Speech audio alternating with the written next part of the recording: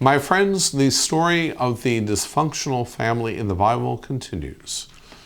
In this Shabbat's Torah portion, Parashat Vayigash, Joseph's brothers refuse to return to Canaan without their brother Benjamin, whom Joseph has falsely accused of theft. Judah pleads with Joseph, who is now the viceroy of Egypt, to free Benjamin, and offers himself as a replacement. Joseph then reveals himself to his brothers and forgives them for selling him into slavery. The brothers are overcome by shame and remorse, but Joseph comforts them.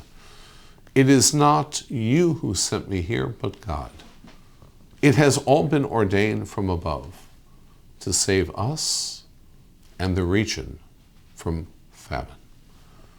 Speaking of brotherhood, as Jews, there is a special companionship that is ours. We are all committed to Ahavat Israel, the love of our people. Our people, our brethren, have a special claim upon our affection. They are related to us by intimate and mystic cords, which touch us in a unique manner. Their fate is our fate. In their destiny, we are directly involved. This week, the Jewish community mourned the passing of Haim Wiener, legendary philanthropist and the greatest patron and impresario of cantorial music in Jewish history. A personal loss of a beloved and cherished friend of 35 years, a generous benefactor of the Hampton Synagogue, whose inspiration and largesse were greatly responsible for our congregation's international acclaim as the Center for Jewish Liturgical Music. The services you experience each Shabbat and holiday on JBS, conducted by his son-in-law, our world-renowned cantor Netano Hirschtick, and the Hampton Synagogue Choir. The 1960s and 1970s witnessed the diminishing role in the synagogue for cantors and chazanut, cantorial music, the equivalent of classical music, with a more accessible musical approach that employed pop, folk, Israeli Hasidic, and jazz elements. Until then, and particularly during the first half of the 20th century, the golden age of chazanut, solo cantorial singing, was the dominant form of sacred Jewish vocal expression. Names like Rosenblatt, Kusevitsky, Hirschman, Sirota, Kvartin, and others. Haim Wiener, a passionate devotee and lover of chazanut, was then challenged by the great cantor David Kusevitsky to revitalize chazanut via concert halls on the operatic stage with choir and full orchestra, thus to regain its popularity and to return this sacred musical art to the synagogue.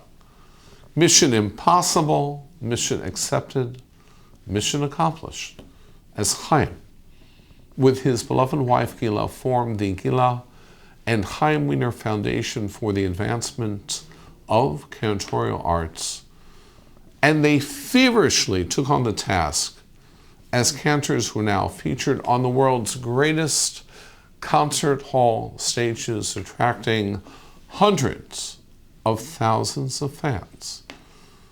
And with the assistance of my father, Rabbi Arthur Schneier, cantorial missions and performances in the 1980s were facilitated in the former Soviet Union and throughout Eastern Europe.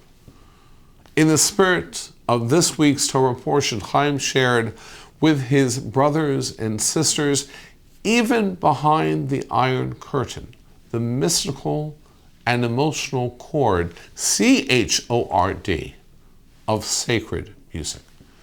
In 2018 at the Hampton Synagogue, we celebrate with Chaim after hundreds of concerts across the globe, orchestrated by Haim and Gila Wiener, we celebrate the fulfillment of David Kusevitsky's modern-day prophecy, the return of cantorial music to so many synagogues across the Jewish world.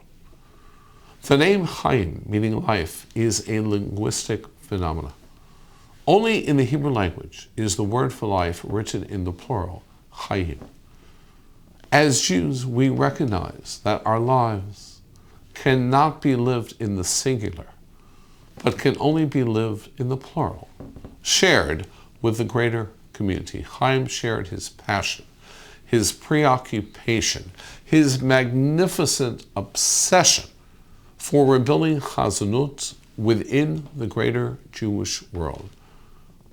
A historic contribution by this legendary philanthropist, an extraordinary man of faith, the return of the dominant form of sacred Jewish vocal expression.